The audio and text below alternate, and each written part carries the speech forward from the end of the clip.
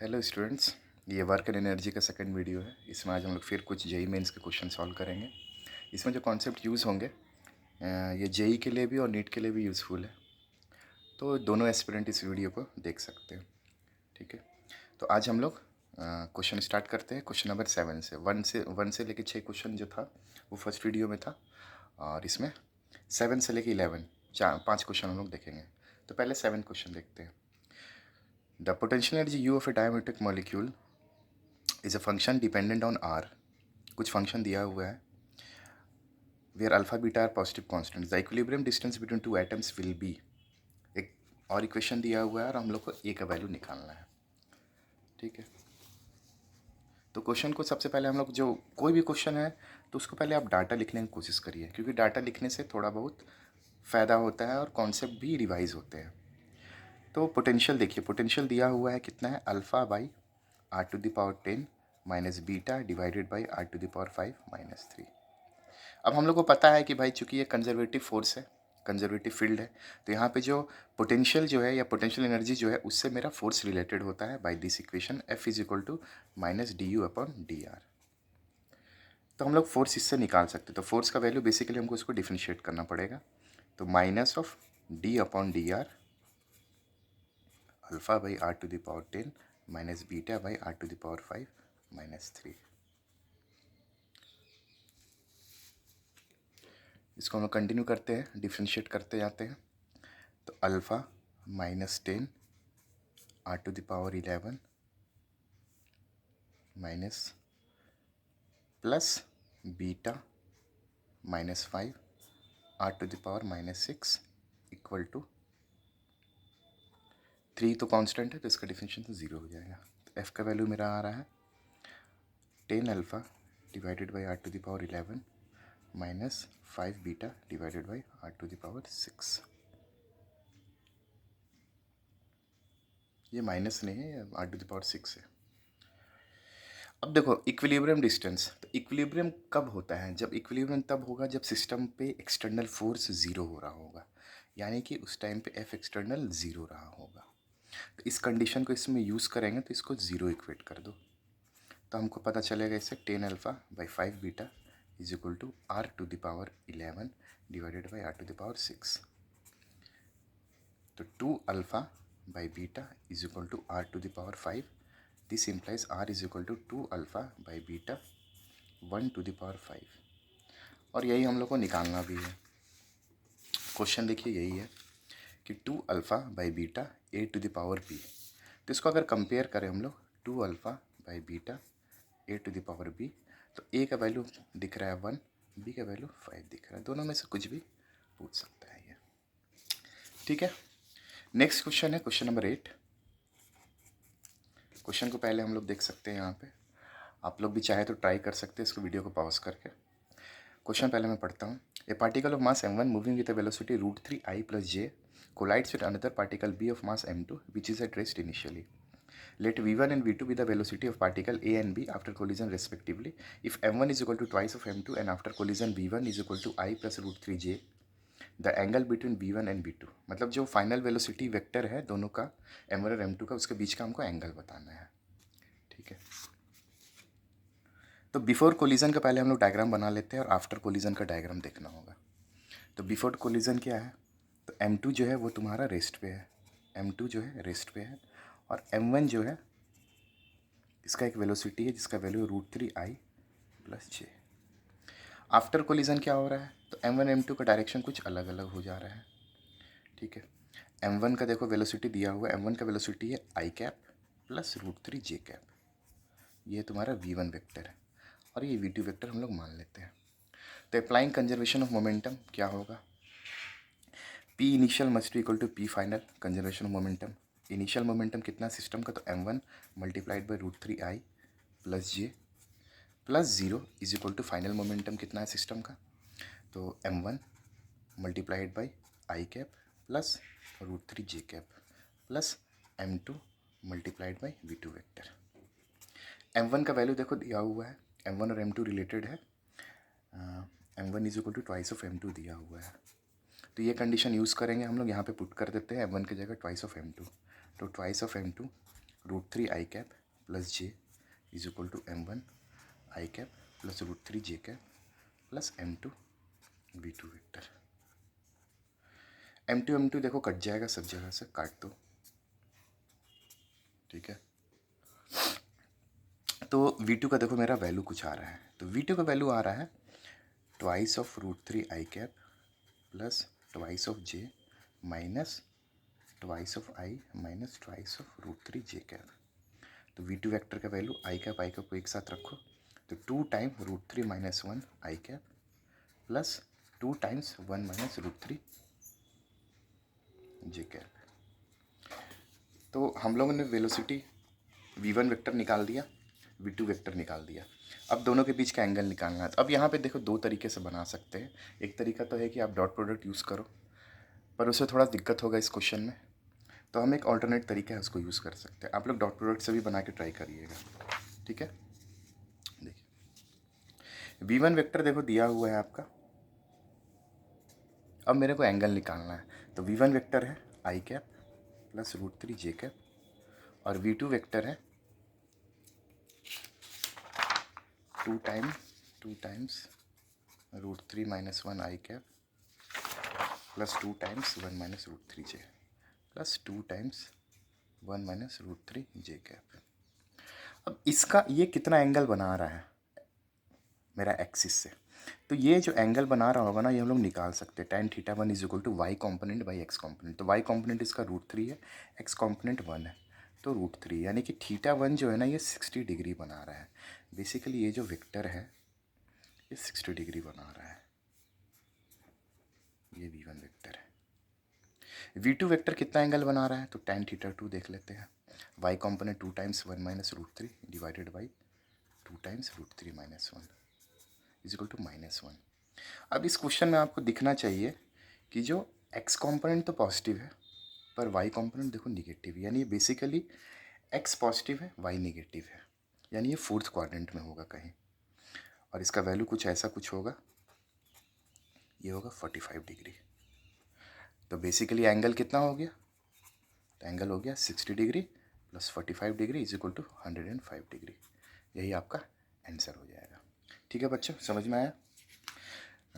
ठीक है, इसको अपने से ट्राई करिएगा, ये अच्छा क्वेश्चन है। नेक्स्ट क्वेश्चन देखते हैं, question number 9। A body is dropped on ground from a height h1 and after hitting the ground it rebounds to height h2.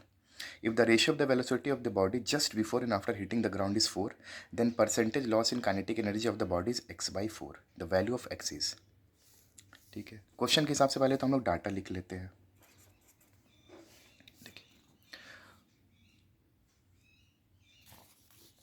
Question ये कह रहा है कि बॉडी को हम सबसे पहले ना हाइट h1 से ड्रॉप किए, ये हाइट h1 मान लेते हैं, हाइट h1 से ड्रॉप किए, और आफ्टर हिटिंग द ग्राउंड ये जो बॉडी है ना हाइट h2 तक गया, मान लेते हैं h2 तक गया होगा ये, ठीक है। अब देखो जस्ट जब ये टकराने वाला होगा ना, टकराने वाला होगा उस टाइम का हम लोग वेलोसिटी निकाल सकते हैं। जस्ट जब ये रिबाउंड हुआ होगा ना तो उस टाइम का हम लोग वेलोसिटी निकाल सकते हैं। कैसे? तो कंजर्वेशन ऑफ एनर्जी से। ठीक है, पहले हम देखो इसको चेक करें, ए और बी। केस ए देखो, केस ए में क्या होगा, जब ये हाइट h1 पे था तो उस टाइम में क्या था, सारा एनर्जी इसका पोटेंशियल एनर्जी था, काइनेटिक एनर्जी 0 था। जस्ट जब ये टकराने वाला होगा तो उस टाइम पे पोटेंशियल एनर्जी इसका 0 हो गया होगा और सारा पोटेंशियल एनर्जी इसका काइनेटिक एनर्जी में कन्वर्ट हो गया है। तो सिंपल कंजर्वेशन ऑफ एनर्जी से हमको समझ में आना चाहिए, जो mgh1 है must equal to half m v, just जो कोलाइड हो रहा है तो उससे पहले का वेलोसिटी हम वी ए बोल दे रहे हैं, इसके बराबर होना चाहिए। यानी वी ए का वैल्यू कितना आ जा रहा है, √2gh1। उसी तरीके से बी में हम चेक कर लेते हैं। बी में देखो क्या है, जब जब जब जब जस्ट ये टकरा के ना ऊपर आ रहा होगा तो उस टाइम पे हाइट 0 है, तो उस टाइम पे पोटेंशियल एनर्जी 0 है, काइनेटिक एनर्जी है। और जब ये हाईएस्ट पॉइंट पे गया होगा, हाईएस्ट पॉइंट पे, ये पॉइंट पे, तो उस टाइम क्या होगा, पोटेंशियल एनर्जी, सारा एनर्जी पोटेंशियल एनर्जी में कन्वर्ट हो गया है, काइनेटिक एनर्जी इस पॉइंट पे क्या होगा, 0 हो जाएगा। तो इस पॉइंट पे भी हम लोग कंजर्वेशन ऑफ एनर्जी लगा के हम लोग निकाल सकते हैं कि half m v square b जो होगा mgh2 होगा। ठीक है, तो वी बी का वैल्यू कितना आ जाएगा, 2gh2 हो जाएगा। ये समझ में आया? ठीक है, अब देखो क्या बोल रहा है, if the ratio of the velocity just before and after hitting, यानी कि velocity a divided by velocity b इसका वैल्यू दिया हुआ है 4। ठीक है, इसके जगह हम लोग वी ए की जगह पुट कर सकते हैं, वी ए की जगह पुट कर सकते हैं 2Gh1, और वी बी की जगह पुट कर सकते हैं 2Gh2। तो इससे हमको दिख रहा है एक रेशियो आएगा √H1/H2 इज इक्वल टू 4। तो H1/H2 का वैल्यू कितना आ जाएगा 1, 16/1। ठीक है, अब हमसे पूछ रहा है percentage loss in kinetic energy of the body. तो इनिशियल एनर्जी कितना होगा इसका, इनिशियल काइनेटिक एनर्जी कितना होगा, इनिशियल काइनेटिक एनर्जी क्या होगा बॉडी का। तो इनिशियल काइनेटिक एनर्जी जो टकराने के जस्ट पहले रहा होगा वो बेसिकली पोटेंशियल एनर्जी के बराबर ही होगा। तो इनिशियल काइनेटिक एनर्जी कितना हो जाएगा mgh1। फाइनल काइनेटिक एनर्जी कितना हो जाएगा mgh2। चेंज कितना हुआ, चेंज इन काइनेटिक एनर्जी कितना हो जाएगा, तो mgh1 माइनस h2। ठीक है, तो परसेंटेज चेंज कितना हो जाएगा, तो mgh1 minus h2 divided by initial energy mgh1 into 100। mg cut गया। ठीक है, H1 की जगह हम लोग 16 रख सकते हैं, H2 की जगह क्योंकि रेशियो है हम लोग यूज़ कर सकते हैं इसको। तो basically 16 minus 1 divided by 16 into 100।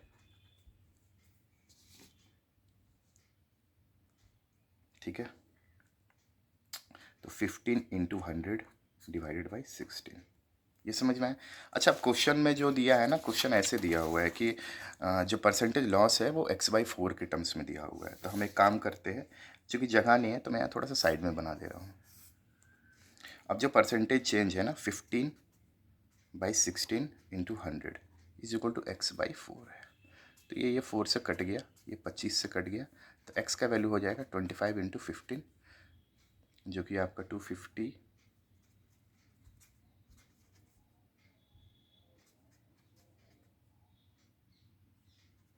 375 के आसपास आएगा।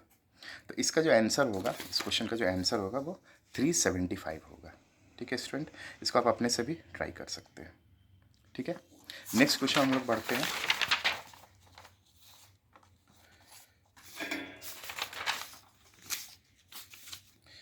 नेक्स्ट क्वेश्चन है क्वेश्चन नंबर 10। ये भी अच्छा क्वेश्चन है, क्वेश्चन पहले पढ़ते हैं।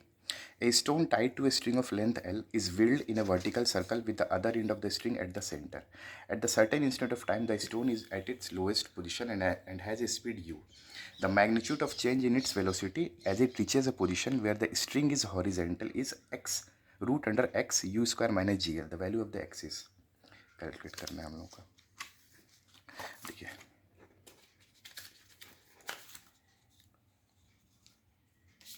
क्वेश्चन देखो पहले क्या कह रहा है, इसको पहले अपने डायग्राम बनाना होगा। स्टोन जो है, समझ लो कि एक स्टोन है, उसको एक धागे से हम लोग बांध के ना वर्टिकल सर्कल में हम लोग घुमा रहे हैं। ठीक है, तो इस पॉइंट पे एक पर्टिकुलर पॉइंट है, इसमें जो है स्टोन बेसिकली क्या है, लोएस्ट पॉइंट पे है, और लोएस्ट पॉइंट पे जो है इसका वेलोसिटी दिया हुआ है u। ठीक है, अब ये बोल रहा है कि the magnitude of change in its velocity as it reaches a position where the string is horizontal. अब ये देखो यहाँ से सर्कुलर मोशन करते हुए करते करते करते इस पॉइंट पे आएगा और ये हॉरिजॉन्टल पोजीशन आ गया। ठीक है, अब ये लेंथ l है, तो ये लेंथ l है। अब देखो मेरे को निकालना है the magnitude of change in its velocity. तो सबसे पहले तो हमको कंजर्वेशन ऑफ एनर्जी लगा के आपको इसका वेलोसिटी निकालना पड़ेगा। तो देखो ये पॉइंट ए मान लेते हैं, ये पॉइंट बी मान लेते हैं। तो total energy at a must be equal to total energy at b, ये होना चाहिए। ठीक है, एनर्जी एट ए क्या होगा, क्योंकि अगर ये मेरा रेफरेंस लेवल है तो इस पॉइंट पे मेरा पोटेंशियल एनर्जी हो जाएगा 0। ठीक है, तो पोटेंशियल एनर्जी 0 हो गया, काइनेटिक एनर्जी कितना, हाफ एम यू स्क्वायर। और इस पॉइंट पे क्या होगा, इस पॉइंट पे इसका कुछ वेलोसिटी, एक पर्टिकुलर वेलोसिटी होगा टेंजेंशियल डायरेक्शन में, इसको हम बोल देते हैं वी बी। तो इस पॉइंट पे क्या होगा, हाफ एम वी बी का स्क्वायर, और पोटेंशियल एनर्जी कितना है एम जी एल। ठीक है, हाँ, हाफ ऑफ एम सबसे कट जाएगा, तो v square is equal to v square b plus 2GL। ठीक है, तो वी बी का वैल्यू कितना आ जाएगा,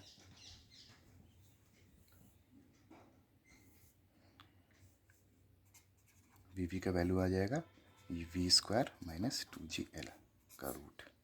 ठीक है, अब हमें क्या पूछ रहा है कि magnitude of change in its velocity as it reaches a position where the string is horizontal.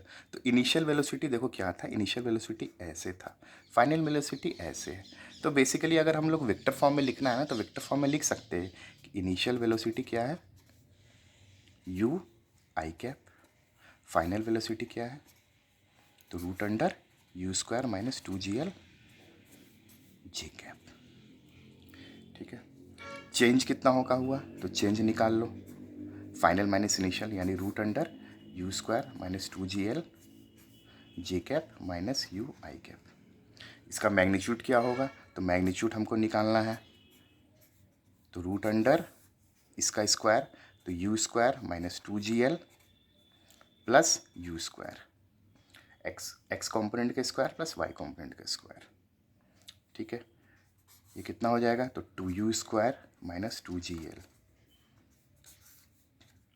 2 से कॉमन ले लेंगे, यू स्क्वायर माइनस gl।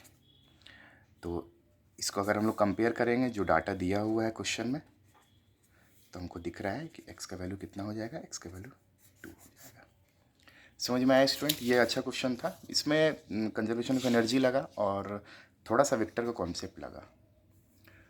चूँकि वीडियो थोड़ा बड़ा हो जाएगा, इसलिए नेक्स्ट क्वेश्चन जो है हम लोग नेक्स्ट जो वीडियो बनाएंगे वर्क एंड एनर्जी का पार्ट 3, उसमें हम लोग डिस्कस करेंगे।